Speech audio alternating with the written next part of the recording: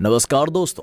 कौन नहीं चाहता कि हमारा भी बीच पर एक बंगला हो, हमारे दोस्तों को हम बहुत बड़ी पार्टी दें। ऐसा ही एक बंगला कैंडोलिम बीच पर हुआ करता था जो विजय माल्या का था, लेकिन अब ये उसका नहीं रहा क्योंकि 2017 में एक्टर कम बिजनेसमैन सचिन जोशी ने उसे 73 करोड़ में खरीद लिया, जो कि विजय माल्या से नहीं एसबीआई और 14 दूसरे बैंकों से खरीदा। सही सुना आपने, क्योंकि विजय माल्या ने इन सब से 9,000 करोड़ का कर्ज लिया हुआ था।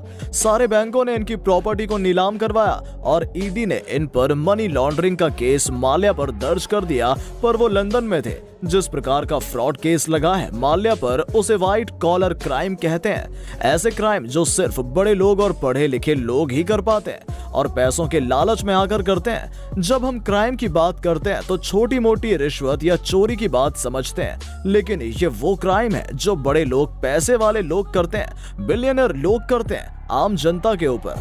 आप लोग जैसा सोच रहे होंगे कि कैसे संभव हो पाता है, ये सब कंपनियों की इंफॉर्मेशन पब्लिक होती है और ये शेयर मार्केट में भी एक्सचेंज पर लिस्टेड होती हैं। फिर भी ये कंपनियां ऐसे कैसे कर लेती हैं? चलिए जानते हैं बाकी सब चीजें। जितने भी कंपनी बिजनेसमैन होते हैं उनके पास एक कंपनी नहीं, बहुत सारी कंपनियां होती हैं। एक होती है इनकी खास कंपनी जिसे वो पेरेंट कंपनी कहते हैं। इस कंपनी का जो मालिक होता है वो पेरेंट कंपनी का शेयर होल्डर होता है और पेरेंट कंपनी के नीचे होती है सब्सिडियरी कंपनी। हर कंपनी का एक बोर्ड ऑफ डायरेक्टर होता है, चाहे पेरेंट कंपनी हो या सब्सिडियरी कंपनी हो। तो आप समझ सकते हैं दोस्तों कि एक ही कंपनी का ग्रुप, जैसे नीरव मोदी का फायर स्टार डायमंड ग्रुप हो गया और फैमिली का HDIL ग्रुप हुआ, ये 6500 करोड़ के पीएमसी बैंक के घोटाले में भी जुड़ा हुआ था। ऐसी बहुत सारी कंपनी होंगी जो पेरेंट कंपनियां सब्सिडियरी कंपनी से जुड़ी होंगी। ये कंपनी अपने पैसों को इस तरह से अपनी कंपनियों में बांटती हैं ताकि इसका डेटा ना मिल पाए।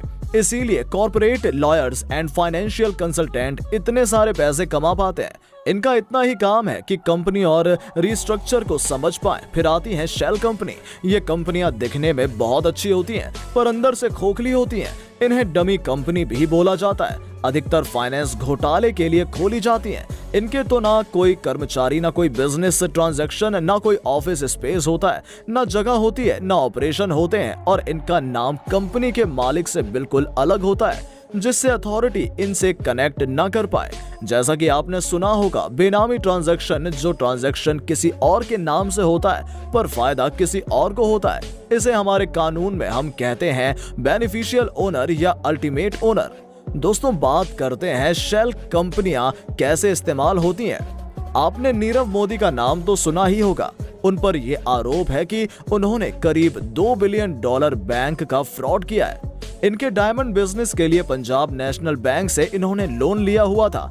ईडी के मुताबिक नीरव मोदी ने 15 से ज्यादा शेल कंपनियां भारत से बाहर बनाई हुई थी और हांगकांग में 5 शेल कंपनियां ने 8,270 करोड़ का एक्सपोर्ट इंपोर्ट किया था।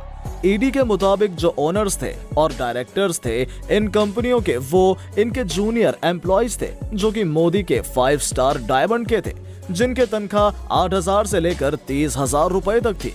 ये डायरेक्टर्स भारत में ही रहते थे पर इन्हें कोई आइडिया नहीं था कि क्या बड़ा खेल रचा जा रहा है। ये तो डमी डायरेक्टर्स थे। दुनिया भर में कई ऐसे देश हैं जहां पर शेल कंपनी खुलवाना आसान है, क्योंकि इन देशों में कानून के आधार से कोई जरूरत नहीं है कि बेनिफिशियल ओनर का नाम लिया जाए। आपको कोई बताने की जरूरत नहीं होती इसका बेनिफिशियल ओनर कौन है। ज्यादातर ये बिलियनर्स इन कंपनियों को टैक्स बचाने के लिए उपयोग करते हैं। आपने स्विट्जरलैंड और हांगकांग का नाम तो सुना ही है। इनसे भी छोटे छोटे आइलैंड हैं। यहाँ पर कंपनी पर कोई कॉर्पोरेट टैक्स नहीं लगता, जैसे British virgin island, Cameron island and Bermuda. तो यहाँ पर टैक्स भी नहीं लगता। ओनर का नाम भी बताने की कोई जरूरत नहीं है और शेल कंपनी खोलना आसान होता है। ये बहुत अच्छी जगह बन जाती है शेल कंपनी खोलने के लिए। ये नहीं है कि ये कंपनियां सिर्फ भारत के बाहर ही होती हैं। भारत में भी ऐसी बहुत सी कंपनी है जहां पर ब्लैक मनी छिपाया जाता है। साल 2017 में सरकार ने एक टास्क फोर्स तैयार की थी शेल कंपनी को पहचानने के लिए। तब से पीटीआई की रिपोर्ट के अनुसार मिनिस्ट्री ऑफ कॉर्पोरेट अफेयर्स ने 4.25 लाख रजिस्टर शेल कंपनी को निकाल दिया। जैसा कि आप देख रहे हो ये कितना मुश्किल है। जब तक सीबीआई ईडी को पता चलता है या पुलिस को पता चलता है तब तक ये लोग भारत से बाहर जा चुके होते हैं। और जैसे नीरव मोदी को ही देख लीजिए, उन्होंने बैंक फ्रॉड की न्यूज आने से पहले ही भारत छोड़कर जा चुके थे और 1 साल के बाद ये मिले लंदन में। भारतीय बिजनेसमैन की पसंदीदा जगह है लंदन। आखिर क्यों ये सारे बिलियनर्स लंदन चले जाते हैं? इसके काफी सारे रीजन हैं। जैसे कि बात करें यूरोप देश की, तो यहाँ पर फ्रांस और जर्मनी भाषाएं अलग होती हैं। जब तक ये फ्रांस और जर्मनी सीख नहीं जाते तब तक ये वहां जी नहीं पाएंगे। यूके से इंडिया वापस लाना किसी को और इंडिया के कोर्ट कचहरी के सामने खड़ा करना आसान नहीं है।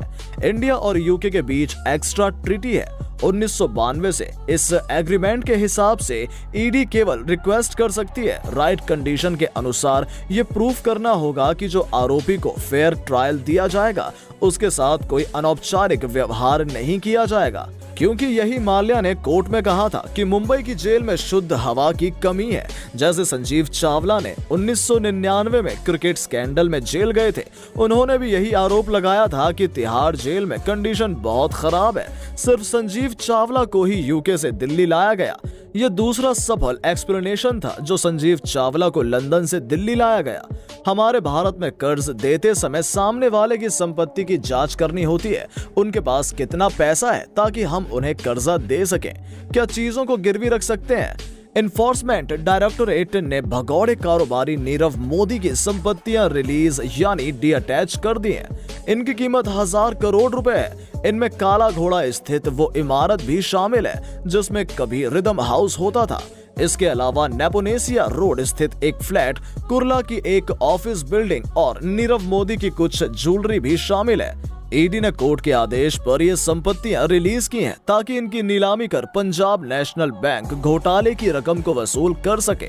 नेशनल कंपनी लॉ ट्राइब्यूनल इन संपत्तियों को नीलामी के लिए एक लिक्विडेटर नियुक्त किया है। ईडी कुछ संपत्तियां पहले ही रिलीज कर चुकी है। अब पीएनबी इन संपत्तियों को नीलामी कर अपना पैसा वसूल करेगा। इन संपत्तियों में अहमदनगर जिला स्थित एक सोलर प्लांट भी शामिल है। ईडी ने पीएनबी को करीब 6 करोड़ रुपए भी सौंप दिए हैं, जिसे नीरव मोदी की कार, पेंटिंग सहित कुछ महंगी चीजों की नीलामी से हासिल किया गया था। नीरव मोदी ने पीएनबी में करीब 6500 करोड़ रुपए का घोटाला किया था।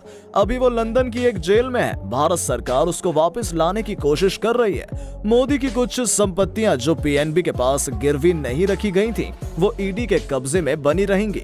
इनमें वर्ली स्थित समुद्र महल बिल्डिंग शामिल है। इसकी कीमत 100 करोड़ रुपए है। इसके अलावा जैसलमेर में एक विंडमिल भी है। ईडी अभी विदेश में नीरव की संपत्तियों को कब्जे में लेने की कोशिश कर रहा है। नीरव मोदी ने 2017 में अपनी कंपनी फायर स्टार डायमंड के जरिए प्रतिष्ठित रिदम हाउस बिल्डिंग खरीदी थी। उसका प्लान इसे हेरिटेज प्रॉपर्टी में कन्वर्ट करने का था। माना जाता है कि उसने ज्यादातर संपत्तियां पीएनबी घोटाले से हासिल रकम से खरीदी थी। दोस्तों, अगर आपको ये वीडियो अच्छी लगी हो तो अपने सोशल मीडिया पर जरूर शेयर करें। उम्मीद करते हैं कि आपने ये फैक्ट बाबा हिंदी चैनल अब तक सब्सक्राइब कर लिया होगा, जिससे हमारी अगली इंटरेस्टिंग वीडियो आप तक पहुंचती रहेगी। अगर आपके पास किसी भी तरह के सुझाव हैं तो कमेंट बॉक्स में जरूर बताएं ताकि हम अगली वीडियोस को और बेहतर बना सके। चलिए मिलते हैं एक नई वीडियो के साथ, तब तक के लिए नमस्कार।